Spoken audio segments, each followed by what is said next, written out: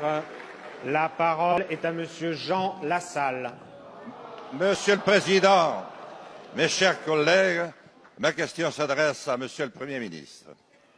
Avec humilité, je souhaiterais recueillir votre sentiment à propos d'un sujet sensible pour tous ceux qui aiment la si belle et bouleversante histoire franco-algérienne.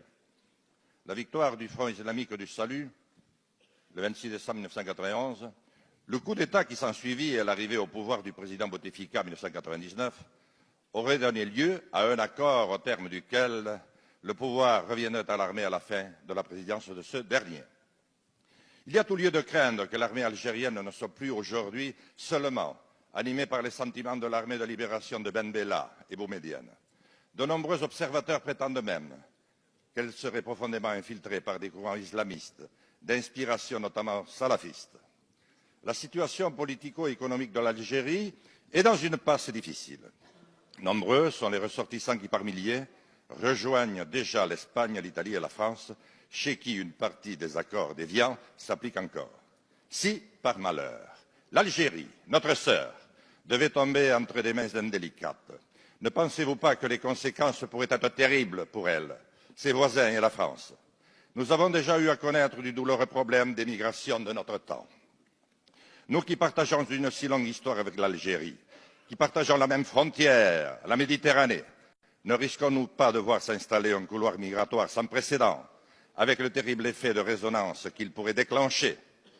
Alors que la santé du président Bouteflika se fait de plus en plus chancelante, j'imagine, Monsieur le Premier ministre, que vous suivez de très près l'évolution de cette grande affaire avec les autorités algériennes. Que pouvez-vous nous en dire? Merci, Monsieur le député. La parole est à Madame Nathalie Loiseau, ministre chargée des Affaires européennes. Monsieur le Président, Mesdames et Messieurs les députés, Monsieur le député Lassalle, le 6 décembre dernier, le Président de la République s'est rendu en visite en Algérie, une visite qualifiée par les autorités algériennes de visite d'amitié et de travail. C'est bien l'esprit de notre relation et c'est bien dans cet esprit que nous préparons ensemble l'avenir avec l'Algérie. Juste après cette visite, le Premier ministre français a accueilli son homologue algérien pour la réunion du groupe intergouvernemental de haut niveau.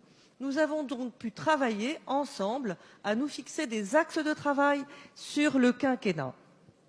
Notre relation avec l'Algérie va connaître de nouveaux développements en matière économique, dans une logique de coproduction et d'investissement croisés, en privilégiant les transferts de technologies et le travail pour les PME.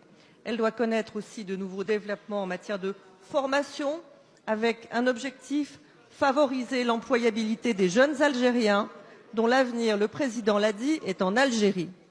Elle doit connaître de nouveaux développements en matière de mobilité, avec pour objectif de lutter contre la mobilité illégale, tout en facilitant la mobilité légale, particulièrement pour les forces vives, intellectuels, entrepreneurs, étudiants.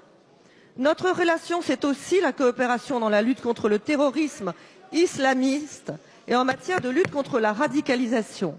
L'Algérie a payé un lourd tribut dans les années 90 en affrontant le terrorisme et la radicalisation. Notre combat est bien un combat commun. Il nous revient, pour préparer l'avenir, d'affronter le passé. Nos deux pays sont liés par l'histoire, par la géographie, par des liens humains exceptionnels. Notre relation doit être à la hauteur de ces liens exceptionnels et ne pas spéculer sur des hypothèses Madame improbables. la ministre.